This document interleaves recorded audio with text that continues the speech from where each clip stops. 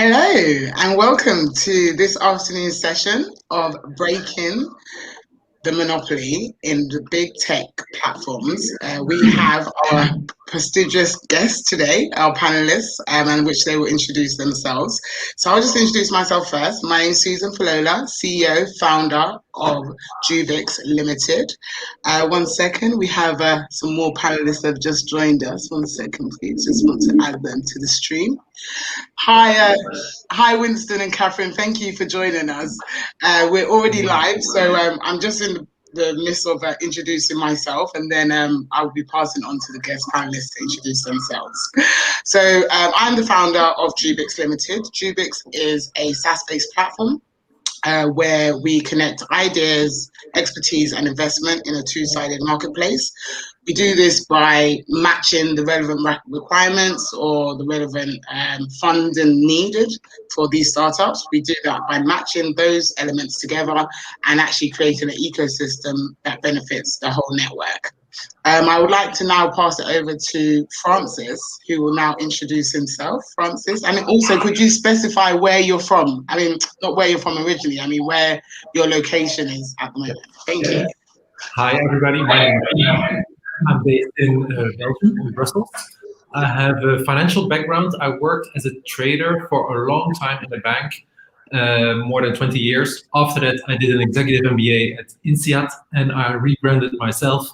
I'm now a co-founder of a branding agency. I'm an advisor for a fintech, and in my previous job, I was a strategy advisor for a big Belgian retail bank. That's me. Thank you so much, Francis. I will now pass it on to Beth to introduce herself.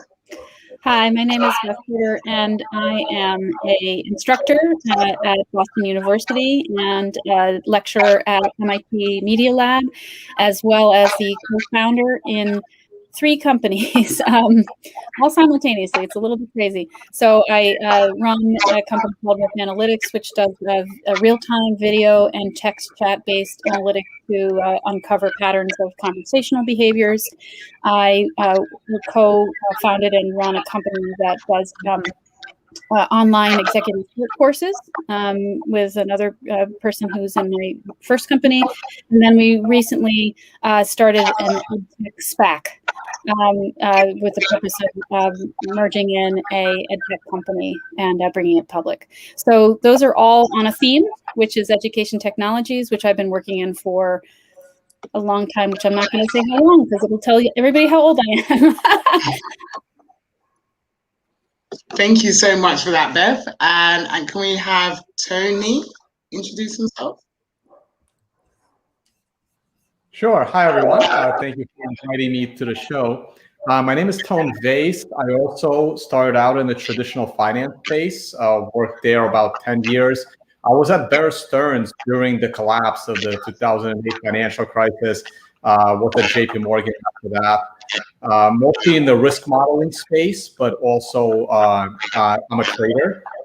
Quit that job, joined the cryptocurrency space, and have been a trader since 2014-15. Now I have a YouTube channel just under my name, Tone Vase. Also organize conferences around the world. One is called Unconfiscatable in the US, one Understanding Bitcoin in Malta, and one called the Financial Summit in Bali, maybe with Zanzibar. That one just goes around different islands. Other than that, I just educate about Bitcoin and trading. Fantastic. Thank you so much for that. And I'd like to pass it over to Anna, Dr. Anna, should I say? Hi, everyone. I am the department chair for human capital management at New York University, based in New York City. My research is on the future of work. I'm working on a book currently called Radical Human, and it's really looking at the human side of technology, innovation, growth, and all the good things that we're talking about. So what the human impact of this is. I also am a fellow at the conference board and executive and academic in residence for the executive networks, working mostly with HR executives. That's my background. Tony. I was at AIG at the time of the big financial collapse. So I have had experience on Wall Street and working for big tech companies, but now I am in education, thinking about the future of work, skills transformation that's needed, and most importantly, where the humans fit in with this whole acceleration of tech. Fantastic. Thank you so much, Dr. Anna. Can we have Winston introduce himself? Sure. Yeah, my name is Winston Ma. Obviously I'm Chinese native, but last 20 years I was almost always in the China-U.S. cross-border scene. I was educated both in China and the U.S. I was a lawyer in both China and New York, and then after MBA, I transitioned to investment banking. I was mostly at the JP Morgan, and in 2007 I was at Barclays. So Tony, 2007, my building was very close to yours. But then CIC China Sovereign Wealth Fund was set up at the same time. So I went back to China for the last 10 years. The first few deals involved the CIC investing into Morgan Stanley to save it from collapsing. Was an interesting time. But last 10 years I involved in global investing, including tech investing. So I put a lot of focus on technologies, and I have published a series of books on China's tech revolution and its global implications. From 2016 book, China's Mobile Economy, had a few more books in the middle, and then 2020 I had this new book, The Digital War, how China's tech power will shape the future of AI, blockchain, and cyberspace. And certainly, the book ended with the hope that China and the US, can develop this cyberspace governance together, not only for the two superpowers, but also for the global digital economy. So with that, I turn back to Susan. Thank you very much, Winston. And if we could have Catherine, introduce herself. Catherine, are you there? Sure. Yes, absolutely. Pleasure to be here. I am a former Canadian diplomat who specialized in human security and climate change, including as the climate representative in Washington, D.C. back in 2000.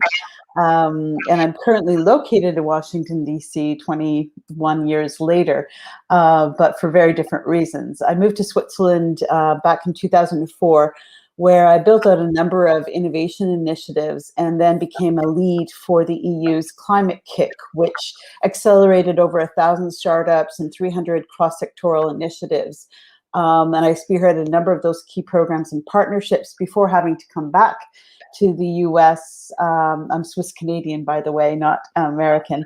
And I had to come back to Washington for family reasons.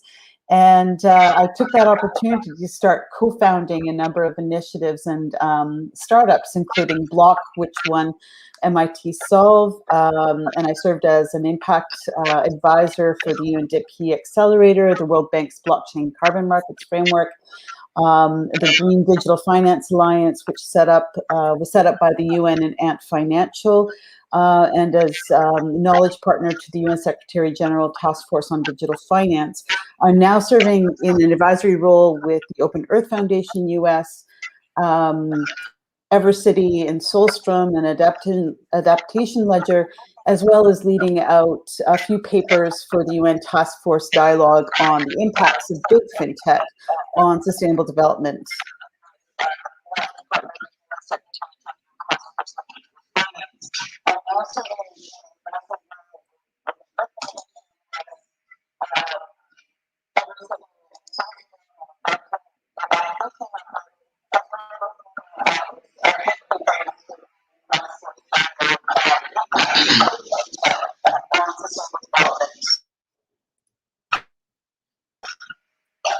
Thank you so much, Catherine. I'm actually waiting for Stefan to join us. I can't actually see him here. Stefan?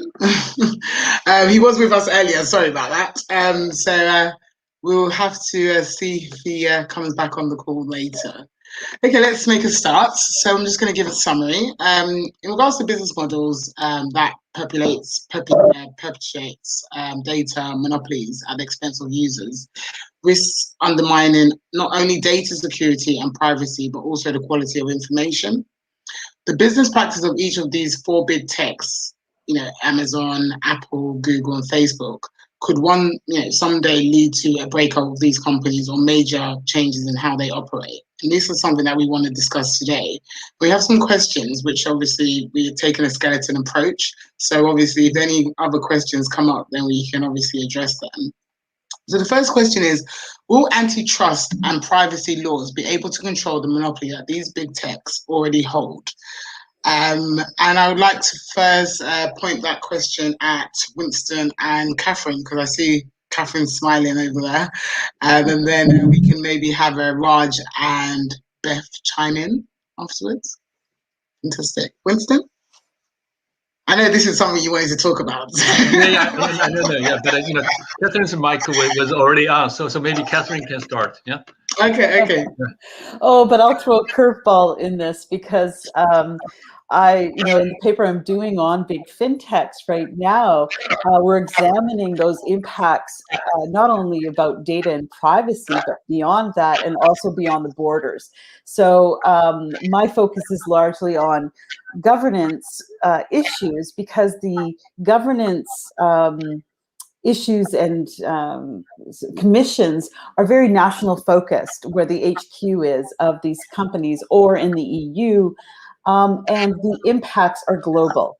So, and they're not addressing those impacts that are happening, particularly for the developing countries, where the monopoly is even greater and the reach of the ecosystem and business model is even greater, and it's having impact on individuals as well as the financial institutions, employment, jobs, and the financial infrastructure of those countries. So, but I think you wanted to focus largely on more data privacy within, North America and Europe. So I'll let other experts please come into that. Great. So happy to kick this off. Since Catherine took a top-down approach, right? Let me go a little bottom-up. Let's look at one particular example, which is the abrupt suspension of the blockbuster IPO of Ant Financial, the fintech arm of Alibaba. Obviously, Ant Financial was a private company, but with its last round financing at $150 billion valuation, it is already a let's say big tech by itself. And if its IPO went smoothly, it would be definitely one of the top 10 big tech in the world. So what does that story tell us, right? China government stopped this blockbuster IPO just several days before the listing time. To me, it was this tipping point that urged all the Chinese regulators to tighten up regulations from their respective coverage. Obviously the start of that regulation was banking-like regulation for fintech companies in China, right? The Chinese regulators' message to Ant Financial is, if you behave like a bank to give loans, then you have to be regulated like a bank. That's the start of that.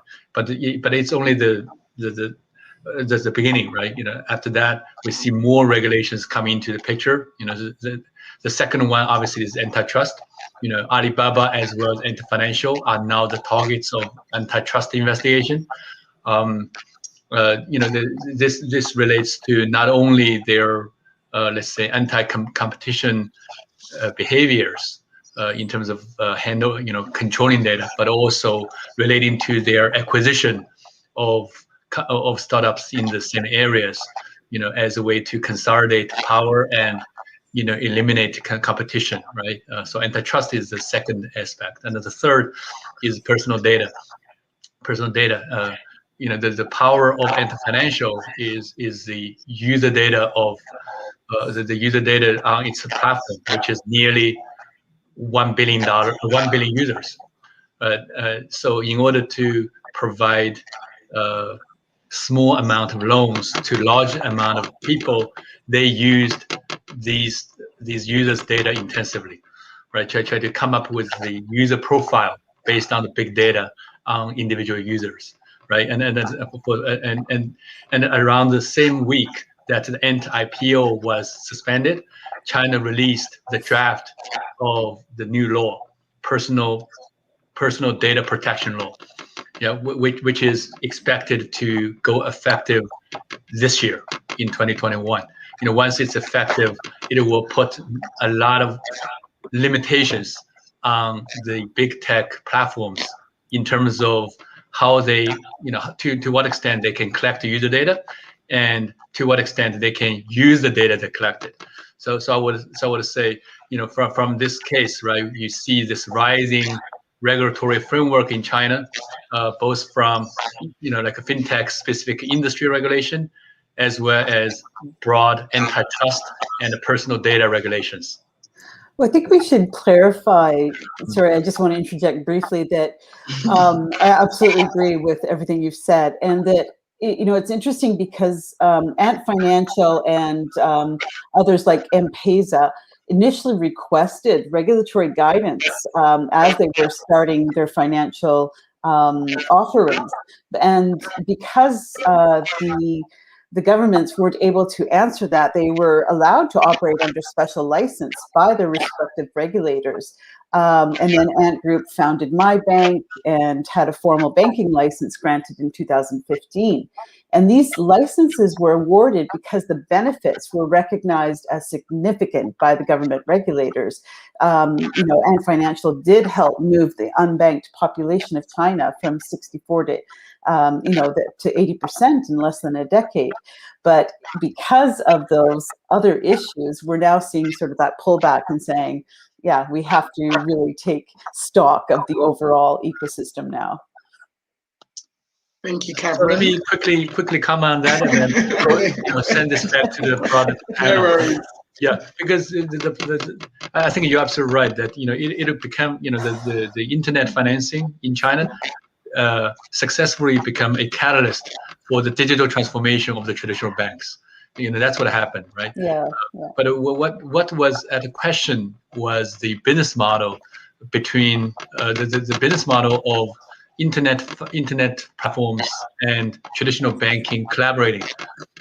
Because in those joint ventures, essentially the traditional banks provide the channel to reach lots of users, and the internet companies provide the big data and analytics to solve this risk assessment for banks' compliance, right? But in the end, I think the regulators are saying the risk-reward balance is not there, right? Because the banks take all the default risk, but the internet companies take most of the profit. So I give back to the panel for further discussions. Fantastic. Can we just have Raj and Beth? So Raj, if you want to start, and then Beth come in, and then I think Francis wants to have a go. I saw him take off his mic.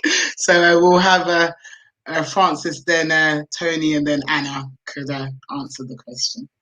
So first, Raj.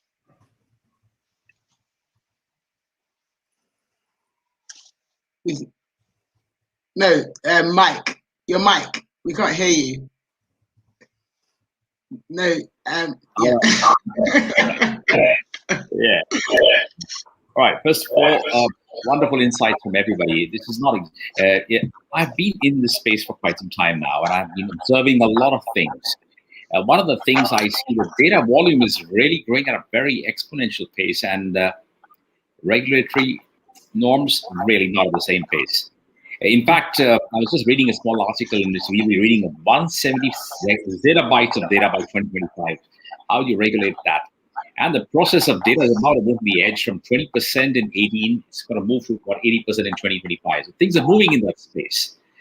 There's a growing global awareness and the value of our data in the economy, ownership, privacy, sovereignty. All these words keep coming up every now and then in all our discussions, especially when we are talking in the digital citizens. We talk to governments, policymakers, smart cities, indigenous tribes, municipalities, etc. I feel there's a lot of talk, but very little happening on the ground. I don't know. Maybe Beth, you have a take on that? Yeah, I was actually going to say very much the same thing, but I'll add a little bit more color to what you're offering as an opening here, Raj. So I think one of the things that, I observe and that we are seeing in the less fast-moving but more heavily regulated spaces like education, healthcare, et cetera, is that there is a really significant difference between how quickly that space can move based on a lot of the reasons that I just, that everybody's stating, that they are heavily regulated. They have a lot of infrastructure that came decades ago, right? At least in the United States, everything around HIPAA and FERPA and all these other regulations that have been in place for many, many years. And so the question really back to the panel is, can we find a balance that uses the regulation less like a blunt instrument? Because that's what it is right now, right? It's basically a lever for fining. That's all it is, right? You get to fine people because there's a regulation. They look at the fine and say, I don't think I'm going to pay that. They fight about it for a few years in a court, and then maybe they'll concede that they might pay some of it, right? And then this is sort of the I don't know, everybody's chuckling, but I mean, that's kind of the pattern that we're seeing around the globe, is that these regulations are really just a way to get some money. And so, fine, that's great. So then what do we do with that? What do we do with that sort of sentiment around the fast-moving industries that you're talking about, Raj, that have just said, well, look, there's too much data out there. There's too much money to be made from that data. There is too much opportunity that we could miss from using that data in the way that Catherine and Winston were just talking about, right? Like the mobilization of a whole group of people who never had financial sort of independence before. So how do we find a balance between those two things? And I think one of the things I'd like to just put out there, and I'm a lifelong educator, so you could probably see this coming, is how do we use education as a lever? How do we get more people to know more about how the data is being used? How do we put it out there in plain language that can actually start to develop a much more rich public dialogue about data use? And how does that end up being a way to drive new behaviors, not just by people, because people are part of this equation too, but by industry itself, so that regulation doesn't have to be the blunt instrument that we're using it for today? So that's sort of my question back to the whole panel, because that's the thing I think about all the time, is how do we get people to be smarter in this whole ecosystem? Because they're not. You had a good point out there, the education being leader. Sorry, Francis, please, go ahead. Beth, I want to build up on that because I think there is an evolution going that people are getting more and more aware. In the beginning, like 10 years ago, everybody was like on those platforms, everybody was sharing their data. Nobody knew exactly and was not aware of what was happening with the data.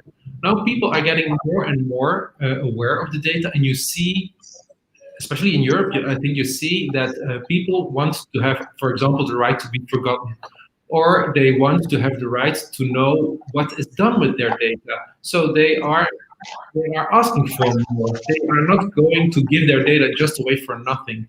And I think that is an evolution that is going very quick, and that is going to transform the business quite well. And it's next to the regulation that the awareness of the customer will be very important, because if the customer is not wanting to accept this, well, then the industry has to change.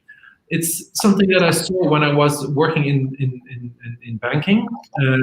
Banking, we were talking a lot with the fintechs, and the bank was always saying, okay, we have the customers, the fintechs have the technology, but we still have the trust of our customer. And the trust is a very important element. If you lose the trust, then you lose your customer. So I think the customer awareness is growing rapidly, and I think everywhere. Fantastic, thank you, Francis. Tony, if you would like to chime in. Sure, I'll comment real quick as well. I personally don't see any privacy for data. I mean, we're looking at it now. I mean, the HIPAA laws are completely irrelevant, right? I mean, contact tracing apps, app in your passport and your medical records. I mean, these are completely irrelevant to both governments and the tech industry. No one is interested in it. And I wish more governments would protect privacy of their citizens. But if you're waiting on government to protect the privacy of citizens, that's insane, because they have no reason to. I mean, the governments want that data. The governments want that, the download of everything from Facebook, everything from Google. So the problem is at the base level, that the internet wasn't built with any kind of privacy whatsoever. And I don't see any laws that are going to come in, because no government wants their people to have privacy. I don't think this issue is going to be solved in that way. Well, we'll see where it goes, but I'm not waiting for the government to solve this problem. I think they're only going to make it worse. Okay, now I think it's my turn now. Yes, Anna, it's your turn. So I think there's two sets of issues here. And if I could offer an analogy, if we knew when 150 years ago we started with a combustion engine as the leading technology, that the impact of this will be the climate that we have now and the climate change, what would we do? And I think it's a real dilemma for innovation. None of the tech entrepreneurs, Zuckerberg and even Bezos and others, would know. They started out with the best intentions where that technology would go, and the government would always be doing the catch up on. That's why the kind of these behaviors. And I think I agree with those of you who said that neither of the two institutions, the industry entrepreneurs who then got hijacked into making money, it's a very different purpose for what they're doing, nor the government that is 150 years behind in the regulation. If you think about antitrust, et cetera, yes, they can break up the monopoly, but there will be somebody else emerging. So I would agree with Francis here. I think we need to be thinking about how do we get in front of those consequential innovations whose consequences we don't know what they're going to be, but we need to be scenario planning and creating some speed bumps along the way. In fact, there are some initiatives in Silicon Valley now thinking about how to be killing technologies that are possible that will have those detrimental impacts on social good and society, the planet, et cetera, et cetera. So I think we need to be thinking of regulatory, whatever that social institutions, which we currently don't have in our repertoire of controls, that will allow us to get in front of those detrimental impacts. And I think that I'm with Francis here. We need to be creative around a different society we need to build in the 21st century because of the speed of innovation, because of the scale of it. And we are all much too aware of how insufficient, and here I am with Tony, how insufficient what we currently have. So along with innovating on technology and tools, we need to be innovating in social structures that are going to be providing a much more dynamic response to what we currently have. I just want to comment real quick, because I know we need to move on to another topic, but unfortunately, I have to disagree with almost everything that you just said, because I look at it from a different perspective. I don't believe in forcing change for the common good. I don't believe in this concept of somebody knows what's better. I purely believe in capitalism, and my view is if a company is doing something that is causing immediate harm to its vicinity, like causing pollution, like dumping sewage into drinking water, that is something that should be regulated and stopped. But trying to plan, like I'm not into the whole, I have a degree in geology, so I'm not just a finance guy. I don't believe in this concept of climate change. I honestly think it's insane. I believe that bad actors cause pollution, but climate is not affected on a giant level, and forcing everyone to change for something that is not even measurable properly is only causes more harm than good and destroys innovation. So I look at it from a completely different perspective. I'm sorry, I have to interject here because I've built out an entire ecosystem in Europe focused on the cumulative framing of climate change. I don't even enter into that discussion here, but I do see the incredible clean tech and innovation landscape that has emerged, focusing on positive forces. But I want to bring it back to the regulatory element and big fintechs, because the conversation can't just be about national governments, and it can't just be about data. The big fintechs have come from outside the financial space. They have rapidly expanding reach and interactions within the financial landscape, particularly in developing countries where they've been welcomed in on this positive narrative, which has been perpetuated by governments and by the UN system, saying, come in, let's bring financial inclusion to the masses, right? This positive narrative has gone unchecked. And so the big fintechs were allowed to come in and roll out their business models, and the impacts and cross-border spillover effects cannot be measured or addressed through standard financial sector governance frameworks and approaches, nor by even traditional CSR and self-governance methodologies. And the big fintech data network activities, these loops mean we are way beyond issues of privacy. These companies have a competitive advantage where they enter into financial services in these countries. Look at Facebook's free basic rollout, where they are the internet provider for hundreds of millions of customers, giving people free access to data and then harnessing that data. And it's not even about the public knowing that data. It's the fact that their business models are embedded in and around all of this. And you can't just pull one string. We can't just put our thumb in a hole. And I'm a geographer, an environmental scientist, and geologist too. Fantastic. Thank you, Catherine. Winston, I know you wanted to add your comments there. I just wanted to quickly touch. Well, if you quickly have your comment before I. Yeah, exactly. Because Tony just convinced me that he was a Bear Stearns trader before. Yeah, that from a JP Morgan banker background, that certainly reminds me of the early dealings with Bear Stearns. But now, of course, it's one bank now, right, Tony? Yeah, it's the same building now. It's the same building, actually. It's a much newer building from Bear Stearns. But I think that's the Bear Stearns thinking, right? It's always very practical. It's always vertical. So I think what I offer is actually what China does now is very practical. It's a bifurcation of this data issue between the public domain and the private domain. So in the public domain, right, it's the cybersecurity law, which essentially means, out of the national security context, the government have access to all data, right? This goes by without saying, and it's just stating the fact.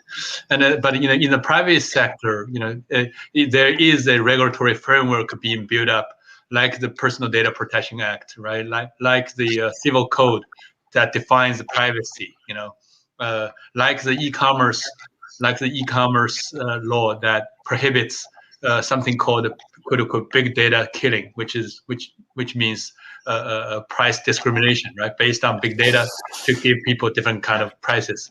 These all happen in the private sector. So I think maybe kind of my reaction to Tony's point is, yes, from a practical perspective, maybe we do have to have this bifurcation, right? We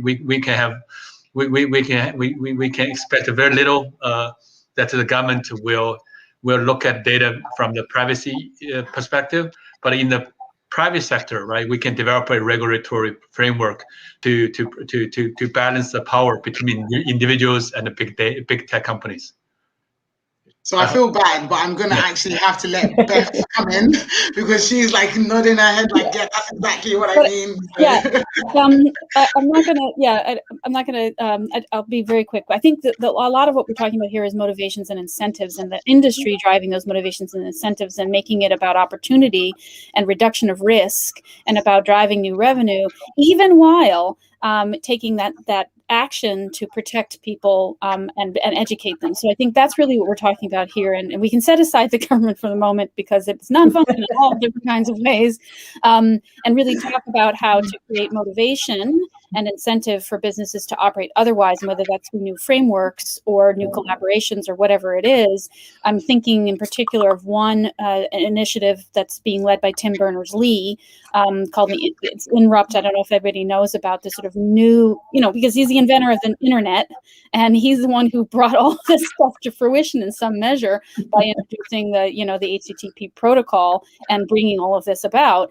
Now he's looking at it with a new set. I think he was originally very bullish on saying the internet's broken and we have to do things completely differently. And he's a little bit right, but I think that what's really interesting about what he's doing, he's like, look, it's all about trying to create an incentive for a new way of operating over data so that it does not overly punitively damage commercial operations, but it also then offers a way for data to be privatized and for it to still be commercially functional, right? So that relationship, anyway, it's not perfect. None of these solutions is going to be perfect out of the gate, but I think it's a really interesting direction for the internet to be heading. And if anybody's not aware of what Tim Berners-Lee is doing with the Interrupt, project, definitely take a look at it because I think it's an interesting direction.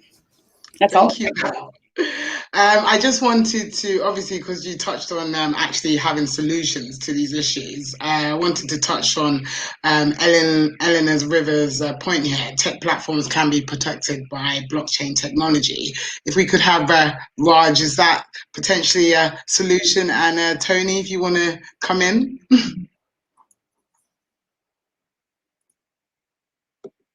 I was on mute. Yeah, so decentralization is not that easy to solve. It's decentralization is a very, very hard problem. We've only seen two examples of actual decentralization. One was file sharing, which only with BitTorrent, because the original version of file sharing was proven to be centralized when Napster was basically taken down. And BitTorrent remains very powerful today. It still has a substantial amount of traffic. The government was never able to stop it, but they eventually just had to deal with it, and the modern technology just had to get better. Spotify and Netflix, they just had to find a way to get you the movies and the songs simpler, easier, better, and at a very cheap price to give you an incentive not to pirate it. Bitcoin is now doing the same thing with money, and they're decentralizing the banks completely. They're decentralizing money completely. But this goes back to a lot of people hate Bitcoin. Oh my God, it's burning up so much electricity. Bitcoin security now burns like the 20th largest country now, and eventually Bitcoin mining will be the #1 user of electricity, greater than the United States even, and that's where it's going. And that's because decentralization is expensive and technologically very, very expensive.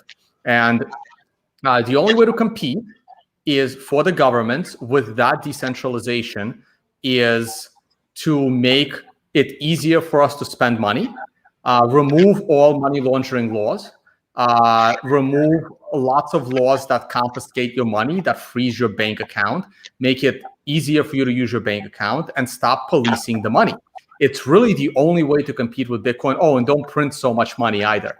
That's the only way to really compete with Bitcoin. But Bitcoin's decentralization is incredibly expensive. So decentralizing the rest of data is going to be very, very challenging. All these platforms claim they're decentralized. They're not. There's no such thing as a decentralized blog post site. There's no such thing as a decentralized video site. That doesn't exist. They're just selling points. They're trying to sell you their self-printed money, self-printed tokens. So I don't think decentralization is a solution to this, because I don't think it's technologically possible at the moment. It could be built on top of Bitcoin. It could be built anchored to Bitcoin, but someone still maintains access to them. It's more for, the governments have to enforce their constitutions. And nobody does. If we go to the previous question, which says that the big firms solely use that data for the greater good. Again, it's the wrong question to ask, because greater good to one person, kills another person. Like, there's no such thing as the greater good, because no one will ever agree on what the greater good is. But even in the US Constitution, for example, the Fourth Amendment gives you the right to privacy of your private diary. Now, that was written back in the 1700s, where your private diary was something you write in your hand. Today, your private diary is your email, your text messages, and somehow the Constitution doesn't apply to them, but it's supposed to apply to them. And that's what everyone is supposed to follow. Just one last quick comment. I'm not really worried that Facebook reads everything I do, because I'm posting it publicly. Google and Facebook, so what? If they have my data, all they can do is advertise to me. That's all they can do. My concern is the government agencies that are getting that data, because they're supposed to have a warrant to see that data unless I post it publicly. If I send a text message, that's private. That's not public. They have no right to that information whatsoever, but they do collect it. And that's where the problem is. Because unlike Facebook, where all they will do is advertise to me if they know my private secrets, a government agency will come and arrest me if they know my private secrets, or they can if they want to, or if they don't like me for political reasons. So that's where the real problem is. It's not the big tech. People are focused on the wrong thing sometimes.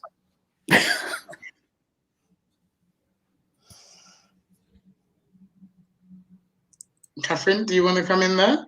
No, I'm just trying to understand. I mean, there were so many things to unpack in that comment. I just think we need to move on to an actual question and topic. Okay, let's move on. I did want Raj to come in because of the blockchain aspect. So if Raj, you could just touch on the blockchain aspect, that would be very helpful. Thank you. Well, let's put thank it you, this way. Tony. Yeah, sure. We've had a lot of, we all come up with a lot of comments. We come up with a lot of solutions. Right now, whether it's, you can call it a fad or a trend, but blockchain seems to be working towards a solution. I'm not saying it's got everything. Yeah, well, Catherine is going to speak in blockchain for impact versus cryptocurrency. That's a lovely subject. All right. So yes, we've had a lot of banks talking about it. We've had a lot of adaptability. We've had a lot of people taking out the national roadmaps. One of the key reasons, again, is trying to decentralize data. Now, how far it's going to be successful, it hasn't been validated. Well, we will have to have a look. I can talk from an India perspective, for example. Here, data sanctity is sacrosanct. Governments, as we discussed earlier, all governments want data. They love data, and they take out multiple ways of collecting this data. And we willingly give our data, because even if I go to a retail shop, he says, I won't give you your invoice if you don't give me your name, number, and your email ID. It's a small thing, but all these drops add on and add on. We are actually giving our data, and somebody else makes tons of money out of it. Another issue I always tell people, data, we all know, is a new gold anyways. All startups, I speak on several forums in India, and I tell them all startups have one thing in common. They all make huge losses, and they all get funded. And the promoters all keep rolling in the money. Yeah. We keep struggling day in and day out. The consumer, he gives his data, and you make money. And that is something which we're trying to change out here. We're trying to change. Of course, we have local bodies, but the thing is, blockchain is a relatively new, not really very well-tested technology. Yes, we believe in that, and that's why we have an alliance here. We have an organization which actually evangelizes the use of blockchain in certain sectors. How effective they will be, time will tell. But yes, there has been a growing, last 2 or 3 years we've seen a spate of a lot of blockchain projects. All because India is a huge country, lots of data being generated every day, every minute as we speak. And we're working a lot with financial institutions now. And we've had about 7 or 8 of our banks recently moved on to the JP Morgan's blockchain, which is being seen as a positive move by other sectors as well. well, Avail is going to be the most secure platform. It probably is one of the more secure platforms right now. Time will tell, but I think we are in the right direction. And new technology, new innovations, a lot of new thoughts. I'm sure all of you will have a lot of your comments on blockchain, and but decentralization is going to be a key at some point in time. In India, I just want to comment real quick. JP Morgan is not. It's impossible for them to build a decentralized blockchain. What they're building is a database that they're calling a blockchain. There is zero decentralization there. So I'm not exactly sure what they're building, but I know what they're not building. They're not building a decentralized blockchain because it's impossible for them to build. Tony, it's like the Chinese central bank currency. It's a blockchain-like currency, but very centralized. Okay, well, I think we're getting caught up in lexicon here. Audience, we might be confusing people, and I think it might be useful to talk, if we're going to talk about blockchain, I think we need to talk about decentralized ledger technology overall and the landscape, the fact that we have public and permissioned and an entire landscape of platforms on which solutions are being built. I think we also need to understand that that evolution of blockchain has gone from Bitcoin and cryptocurrencies into the representation of other assets, either tangible or intangible. And this is where we saw solutions building out in the impact space for identity, for banking, for carbon, for solar, for food traceability. And all of these solutions are building out. At the same time, we had a bit of a detour in 2017-18 on ICOs, where people were not selling their blockchain solutions, they were selling their vision and saying, hey, please give us money. We have a team and we have a vision and we will build out a solution with that money. And that kind of really put a damper on the credibility of blockchain in the space. And I think getting caught up in the idea of what is and isn't decentralized and what is truly a blockchain is kind of also a cultural issue, because it's also about the way that we're building out technology and the fact that the blockchain, which is supposed to be about open platforms and collaboration, has been built out in this very competitive Silicon Valley type structure. So, and I'm saying that because I work on open platforms and open collaboration. So I think there's a number of strings to pull there. And then the final one, I know, Anna, you wanted to say something, but I think the final one that I wanted to interject on was, let's also then talk about, maybe in a few minutes, about CBDCs and digital currencies and the impact those are going to have on particularly developing countries. Because that's a great topic, by the way, Catherine. That's a great topic. But I know Anna wanted to interject here on blockchain as well.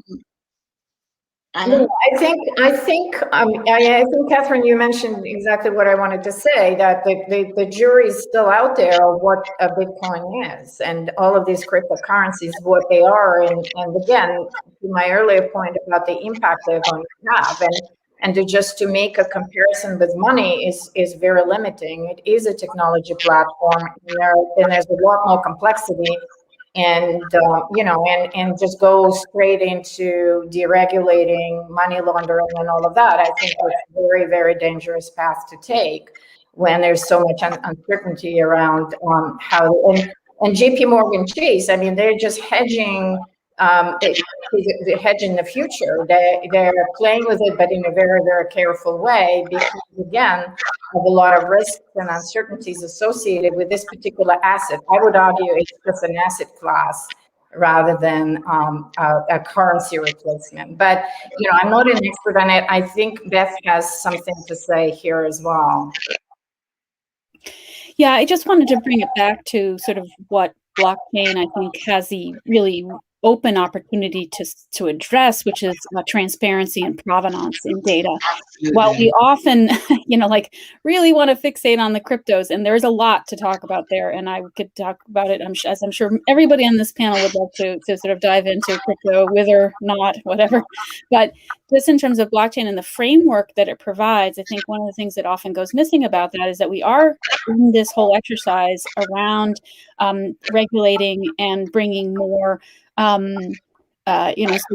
responsibility and to big data companies like all the ones that we mentioned, is transparency. We would like to have more transparency in the process of, even if we allow large companies like this to continue to collect data rampantly, as they will probably try to do, letting users understand more about where it's going, what it's being used for, how monetization is happening, who the partners are, all of that could be fostered by blockchain or one of these other open ledger technologies, so that if I share my data and I'm like Tony, I don't care, take it, enjoy. There's nothing there I don't want to share, otherwise I wouldn't be in business with these companies. And I do read all the incredibly opaque, user agreements, which nobody ever reads and they just click through. But most people don't really understand anything about that, and creating a way to get that transparency to be more readable, more accessible to the average person, I think is a big part of how we could potentially use, distributed ledger technologies, perhaps. But it's going to take a lot of work to get it to be user friendly, and so I think there's potential there, but it's unexplored, right? It's just out there as potential right now, in my opinion. And Thank you so much, Beth. I just want to cut. Oh, sorry, go ahead, Anna. So you want to just say one?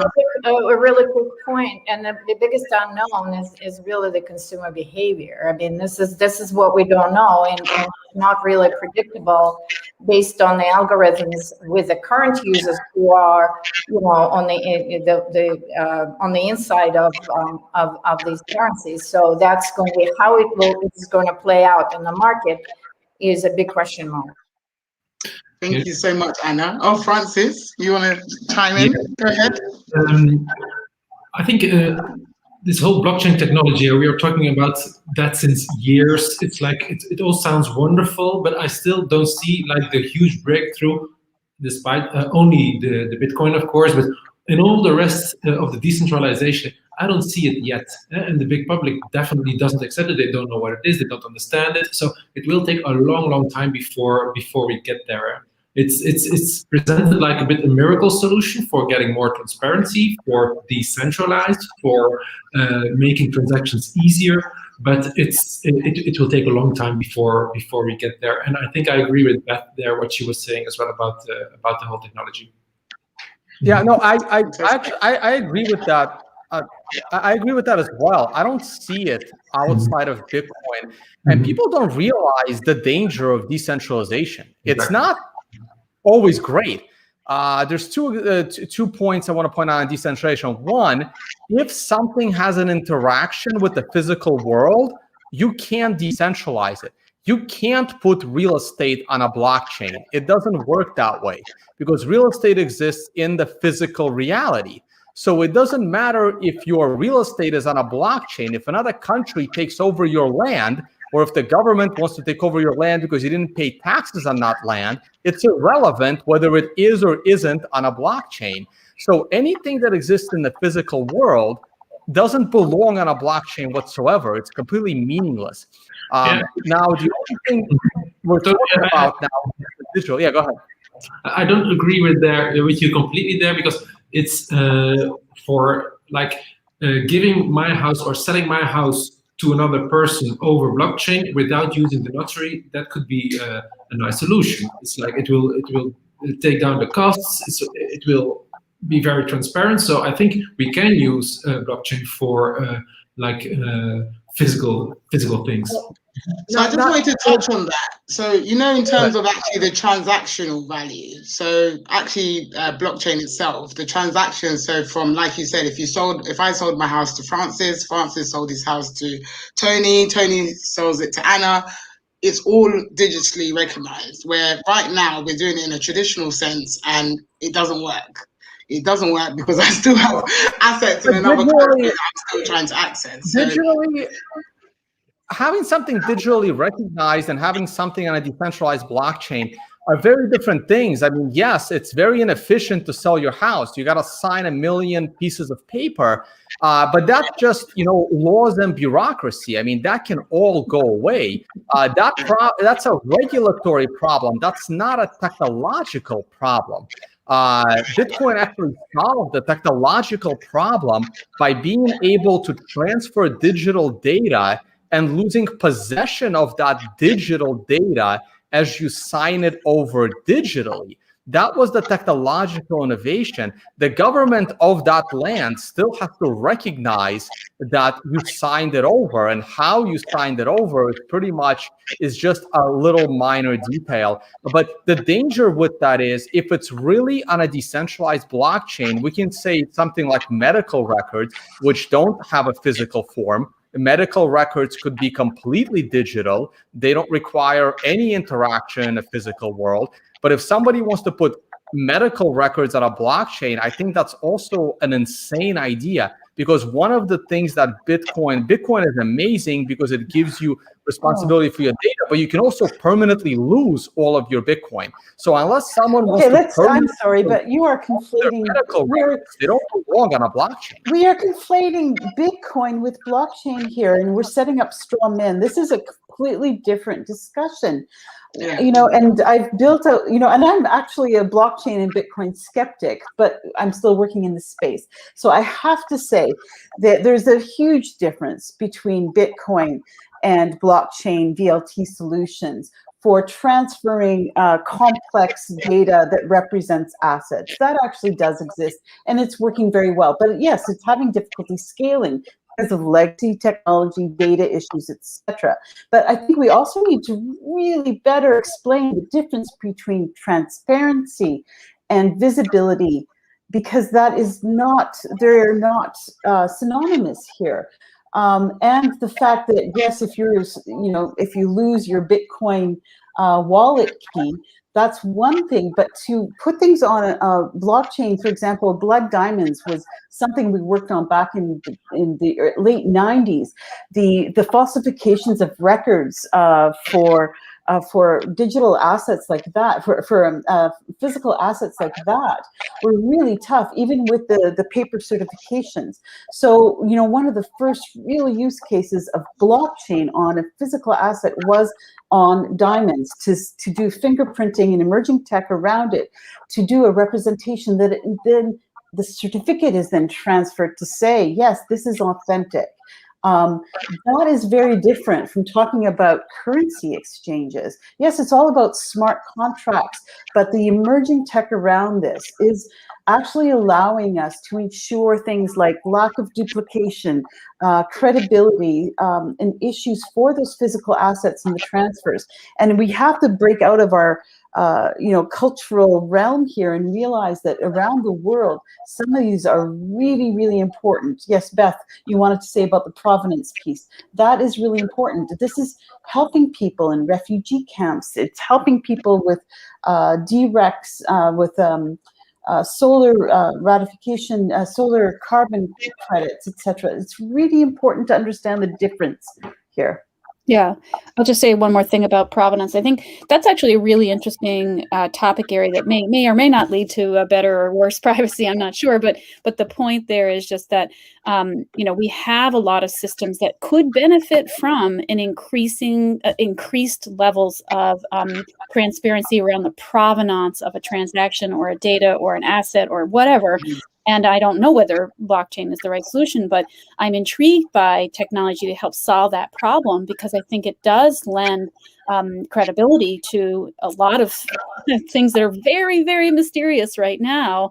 And that I find to be quite an exciting opportunity here that I don't think is being exploited as much as it could be by industry. And whether you're talking about supply chain style provenance, sort of cascading that kind of provenance, or the provenance of an asset or something like that, and art or whatever, to reduce fraud, I think that's exciting. And if blockchain can be more sort of angled toward that kind of problem domain, I think we'd be in a lot better shape, instead of talking about it as the most secure thing that ever happened, because it ain't. And some of the other things that are being falsely sort of attributed to blockchain technology. Yeah. Can I comment on Provenance real quick? I am familiar with the project. We've been discussing it even as it first came out. And I agree, there is a big disconnect. We can call Provenance a blockchain, fine. We can call it a blockchain. It's not a blockchain to me, but we can call it a blockchain. But there is a big disconnect because there is absolutely nothing in the provenance, and there's what you talked about with the blood diamonds. There is nothing in that technology that is innovative from the Satoshi Nakamoto's 2009 white paper. There is no actual innovation there. That is still 1980s, 1990s database technology. It's just wrapped with the word blockchain. The real innovation that came in the 21st century is mining. When Satoshi solved the double spending problem by creating mining, solving the blocks, that's the innovation. The only thing that is using that innovation right now efficiently is Bitcoin. Everything else, we can call it decentralized, distributed ledger technology. There is no decentralization there. The Satoshi again, you're conflating. It's not involved in that Provenance project. I'm sorry, but you are setting up a straw man again. If you want to talk about Bitcoin, that's fine, and decentralization. What we are saying is that blockchain technology, DLT, has its uses and is viable. So I don't think this is the discussion we want to be having. But there's no real disagreement here. It's just semantics. And I agree. Bitcoin and mining is a really is a bubble unto itself. But the DLT capacities in combining those legacy technologies, that's exactly what I said. In the maritime industries, we did traceability and DNA testing. It was the integration of those technologies and then putting them on a DLT ledger that allowed us to actually finally prove the fuel, mixed fuel sustainability, for example. And provenance here, I don't think she's talking about provenance, the tuna tracker. I think she's talking about provenance as a noun itself, which is a very different thing. So provenance, the supply chain tracking, there's nothing really revolutionary about that, but maybe that's the key. We have to stop looking for revolution and say, and stop arguing about semantics and say, okay, what are the real technological advances and innovations? And the innovations are often around the business model and the combination of tech, of data, and of the regulatory space that we need to have here. And I think that's what we are here to talk about, is to say, what are the impacts of these emerging techs? Mm-hmm. I just want to rein it back in. I know Anna wanted to say something, but I just want to go back to the actual agenda set out. We actually have touched on some of the questions that were next. We actually touched on should the data collected from big tech platforms be used solely for the greater good of society and communities? Can decentralization play a big part in accountability and transparency of data usage? I think we have covered those points.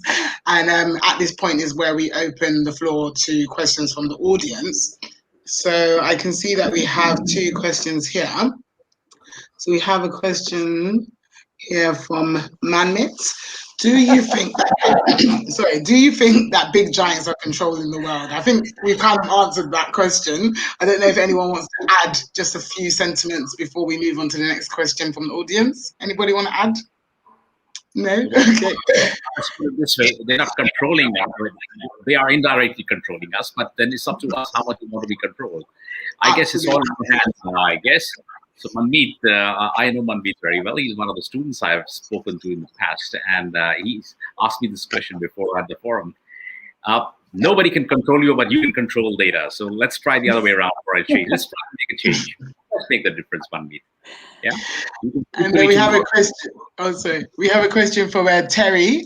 He says, will digital ID and blockchain play a role in personal data ownership? So I think we will not target this one at Tony, because we know he has his own opinions, which is obviously he's in his own right to have his own opinions. And if we would like maybe Beth to just that question. Yeah, the personal data ownership issue is definitely going to get down to not to technology, but to business model.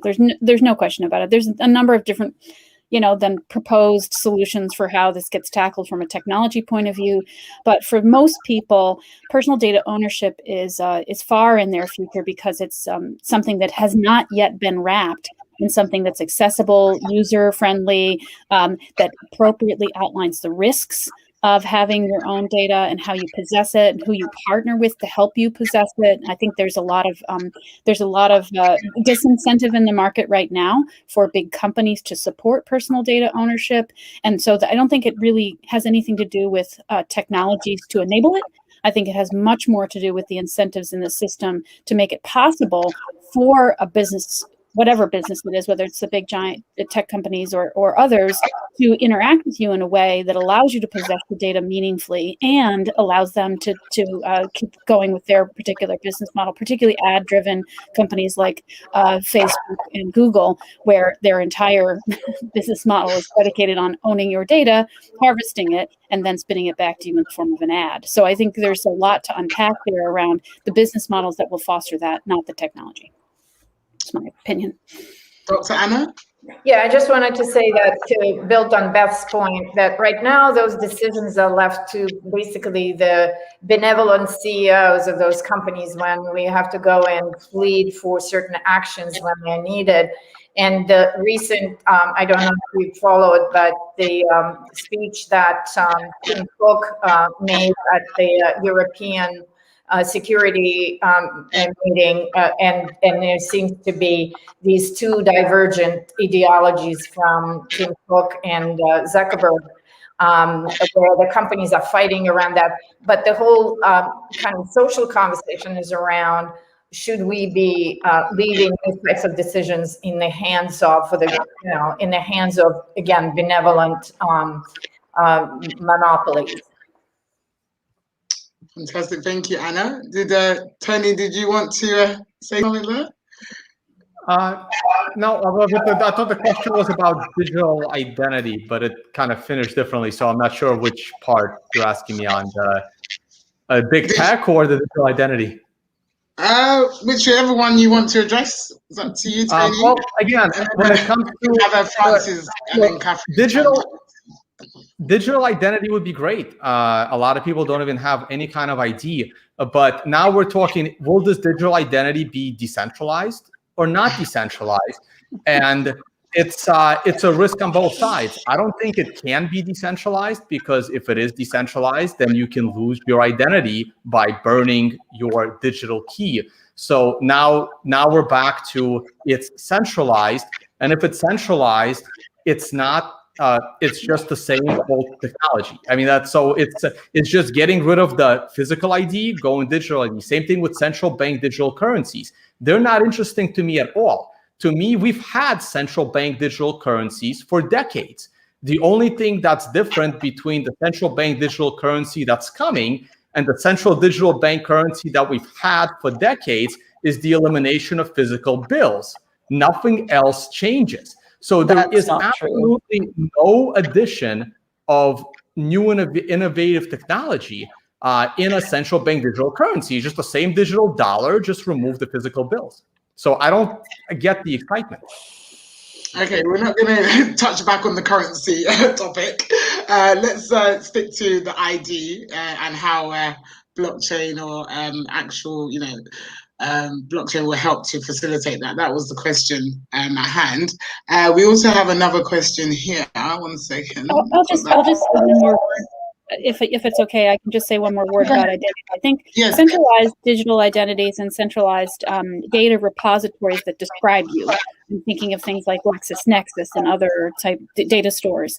The problem there is about verification and the staleness of the data. And I think one of the things that again, it's a potential but not yet there, is for technologies and let's focus on blockchain just for a second. Technologies like decentralized ledgers with verification can help to help people who have damaged identities recover and actually go through a process of verification to bring their identities back to whole. And that's a whole set of, issues. If anybody has ever had an issue with their identity or their identity being conflated with somebody else's identity, and all of that data just propagating out through a bunch of systems that do not stay connected to one another, and where data becomes very stale very quickly, that is something that I feel is a huge amount of potential. Again, I don't think we're there yet, but this is, the person asked about identity, and I think here is a place where you could start to recover some of what's really broken in our current centralized systems. Thank you, Beth. I just want to go into our next question from the audience. I actually was discussing this the other day with a friend in regards to Facebook and, their remarkable amount of users on the platform. So, it's easy to get users, but the actual engagement, how many people are actually engaging, and, if these people are actually real or not. So we've got a question here. Half of Facebook's accounts could be false. Should Facebook ask for proof of identity every time a new account is created? Could this counter disinformation? Thanks to the anonymous LinkedIn user. I think it's a business decision. It's a business decision by Facebook. Facebook could demand proof of identity. Get on a Zoom call. We want to see that you look like your picture. And then they will do face recognition if you want to change that picture. It's a business decision for Facebook whether they want to do it or not. Their competitor may not want to do it, and we will see who wins. But I don't think this is something that should be mandated by the government. There's also a danger in it, in that if we are providing, imagine having to provide your passport page to Facebook or to one of these large big fintechs, then they hold that information centrally, and it could, there could be breaches. It could be used in other ways. It could actually be, it's used for their marketing. So yeah, I think it is a huge issue. I don't know that there's an easy solution. And also, again, the cross-border elements of that and the expanded business models. Like from the China's perspective, this is a administrative regulation topic, right? Maybe because China regulates everything. But the issue there is something called a water army. It's the term comes the concept that it's like a army of people that put water into data. That means this relates to advertisement actually. So I think to some extent, Tony, you're right. It's a Facebook's business decision, but it actually impacts the general advertisement industry as well as other industries.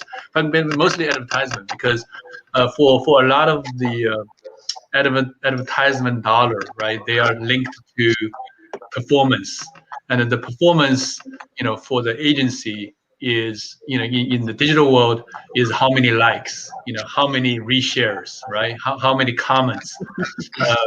And in China, there's a business for that. There's a business for that. So if you're a European company, say, well, let's do a campaign in China, promote the European brand in China. Let's see how the social media reacts to this, right? So it's actually, there's a business there to say, like for per account, how much, right? For one like is X, right? If you want personalized comments, Y, and then for the European headquarters, they provide the budget, and then the China office provides the results. But what's in the middle is this water army with fake accounts, Right. Sometimes run by machine algorithm. That's really an issue, and the Chinese regulators have taken action on this. Maybe because China regulates everything, right? So. But one thing is here is, again, we're trying to kind of do either or. It's either you reveal you provide your passport, or you're totally anonymous and you can have as many bots, flooding your accounts. And, I think the whole conversation about these issues is much more complex than black and white. And LinkedIn is a good example of identity verification, and I think it's the only platform that's allowed in China, Winston, LinkedIn, with some restrictions, but it is functional in China, whereas Facebook I don't think is. And Facebook is blocked in China. LinkedIn is okay. Yeah, LinkedIn is okay, and it's interesting to see. That could be the implications, right? So I think in Russia, it's the opposite. In Russia, LinkedIn is blocked. Yes. But Facebook's allowed. Yeah, but that's because so many companies would go under Facebook, the fake news companies. I'm joking. But I think we need to talk about the parallel business cases of entities like Facebook, because look at, and third-party usage. Right now, third-party usage is about news and about postings, but we forget that the marketplace is a really important and growing part of Facebook. And the lack of identity verification is leading to rampant fraud as well. So, I'm not empathizing with the big fintechs here. I'm just saying, like Beth said, and Anna said, it's very complex, right? Because their business models are complex. If it was just about a social interaction, that's one thing. But the fact that there are financial offerings, that there's a marketplace, and that the entity itself is now launching a digital currency that could also cross borders and actually put central banks in least developed countries at risk. These are huge, much bigger issues than just our data concerns. Thank you, Catherine. Francis, I think you wanted to come in there. We haven't heard you for a little while. You've been listening to everybody, so you should have a clear consensus. I think you shouldn't regulate this identity issue too much. I think the more fake the identities are, or the more fake accounts there are, the less valuable the data will be. And the customer, and I always come back to that customer, the customer will realize it. Okay, what is it worth? What is the offer worth? What is the, and the less it gets worth, the less demand there will be. So the markets will regulate it out. It's like, if everybody knows that, okay, everything on Facebook is fake, who will read it? So in the end, it will drop. So I think it's in the importance of the big tech companies itself that the accounts they have and that the news they spread and that the data they have are real data. Because otherwise, in the end, the customer will become more and more aware and will value this data less and less. That's not what's happening, Francis, unfortunately. That's not how it works. We've learned it a hard way here, right? How many fake news are being circulated around, and in fact, traveling a lot faster. All of this research is showing the exact opposite from what you're saying. I agree there with you, Anna, that because what is happening now is like the companies like Facebook and all the social media are polarizing. We are getting the news that we want to read. We are getting the friends that we are going to be befriended with. We don't read the exceptions anymore. But I think, the public is not stupid. It's like, and I especially see, it's like in Europe, it's like people are turning away from those things. Customers are not accepting it anymore. It's like, I work, for example, with a lot of startups, and we are here. If I look around the panel, we are an older generation. It's like all the startups I work with, they want to have impact. They want to have sustainable solutions. That's really the vocabulary of the millennials. And they are not accepting everything that we were accepting because we didn't know any better. Thank you for touching on that, Francis. Obviously, I'm one of them, and I would like to obviously change the landscape with Jubix, the Jubix platform itself. But we have another question here. I don't know if we want to touch on this, but we have another question for Kanek. Do you believe any government must implement the DLT in a sense of political correction? So who would like to address that question? So I've just got somebody at the door, so I'll just be 1 second. Kanak, it's a good question, but I think you touched a very sore spot with many people and governments, including ours for that matter. I'm sure it's a common thread with everybody. Well, I don't know whether corruption is a very, very, let's put a word which is loosely used also, and it's also easy solutions, software, technologies, emerging technologies. They cannot solve these problems.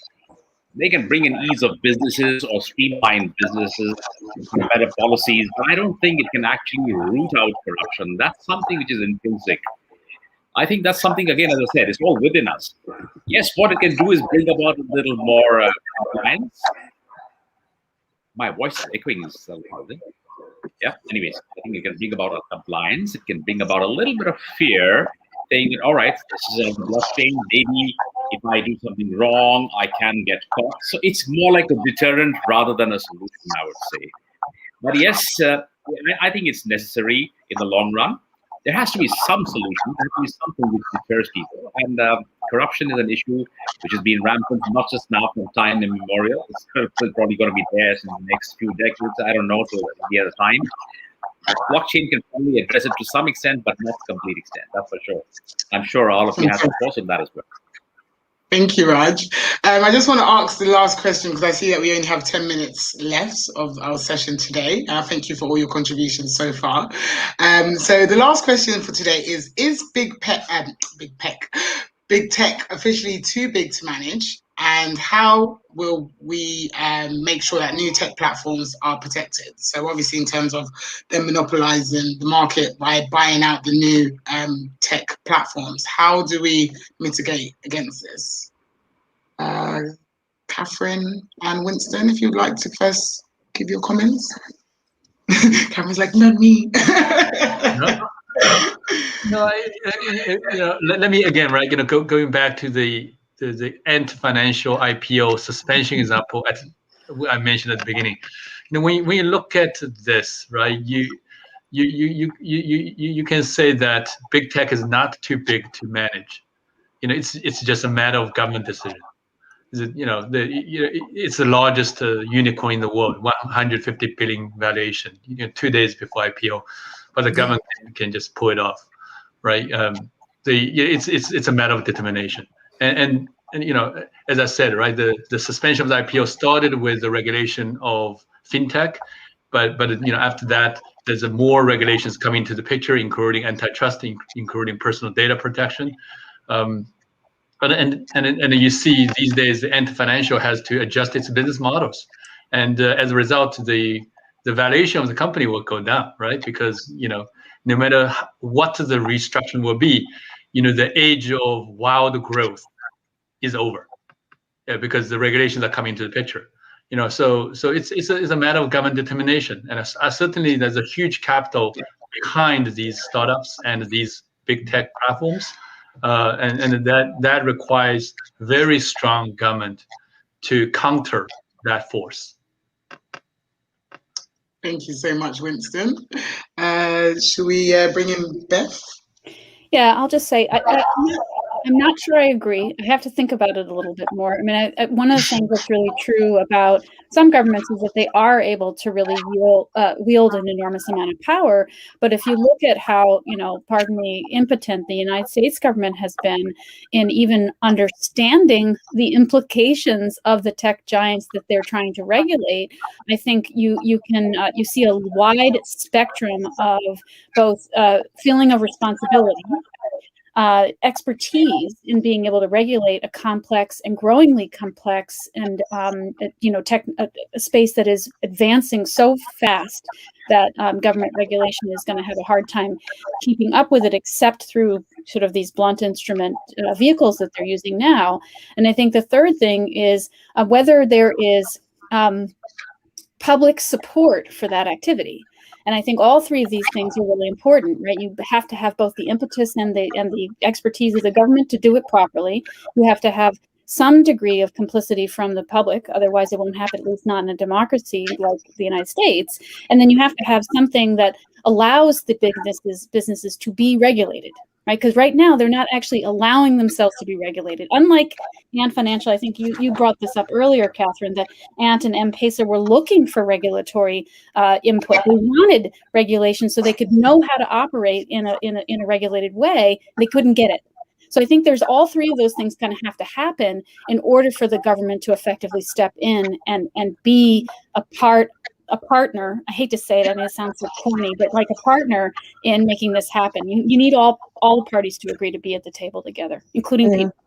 I would augment that and just say also, just not the government, because here we're talking about national governments, I'm assuming, is that with the cross-border spillover impacts and those integrated ecosystem business models of the big fintechs, that particularly with most vulnerable communities in developing countries, the complexity of regulation is just beyond any one body right now. It requires policymakers, regulators, and actors to work together with a suite of novel governance issues. So we are working on, on standard governance frameworks and new benchmarking tools, but a lot of these are emerging from specific sectoral paths, like the financial sector, but it has to go beyond that. Fantastic. Well, thank you so much for that. Francis, would you like to Yes. If you are asking too big to manage, it reminds me very much about the financial crisis when we were talking about banks too big to fail. And what did happen? We saw a lot of regulation, but not with the expected outcome. The banks are still too big to fail, or several banks are still too big to fail. Other ones are much smaller, yes, but we didn't get rid of the banks being too big to fail. And I think that will happen the same with the big fintech, with the big techs.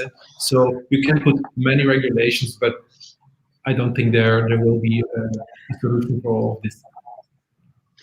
So I can see we're dropping off of speakers one by one.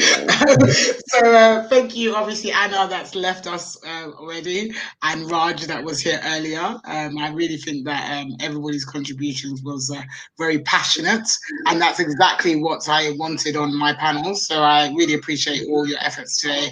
It's been very authentic, and that's what we want to bring to our audiences, authentication. So yeah, keep doing what you're doing in your own jobs and businesses, and I look forward to having this conversation again, and maybe we'll entitle it CBCs, Bitcoin or blockchain. Which one will it be? That might be a much more addressable topic for some of our panel members today. So let's see how we go on in the future. Thank you again, and take care. And thank you, Susan. Thank you to our audience for participating and giving us some questions. Yeah. Thank you.